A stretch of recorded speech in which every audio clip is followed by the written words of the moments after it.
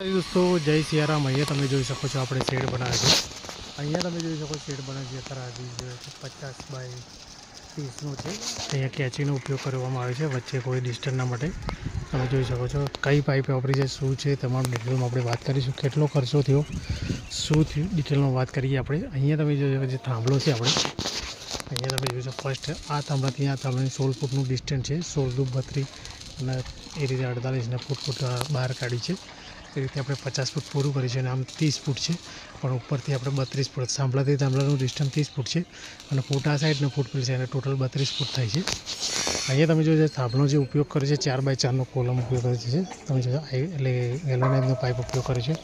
નીચે આપણે ફાઉન્ડેશન કર્યું છે અને આ રીતે 4 સળિયા બહાર કાઢી અને ફૂલ વેલ્ડિંગ લગાવી છે।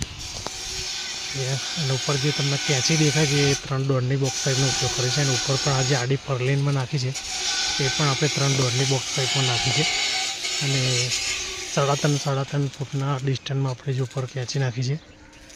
ઉપર જે દેખાય 3.5 ફૂટ અહીંયા પણ આપણે એ રીતે ફાઉન્ડેશન કરી દીધું।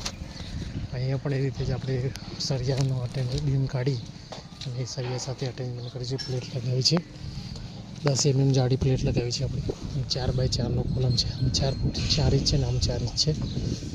तो तब जी सको अँ वच्चे अपने गाय माटे तब जी सको अँ वच्चे जवा माटे पाइपों लगाई है। आ गाड़ी पाइप लगाई है आगे वच्चे जवा माटे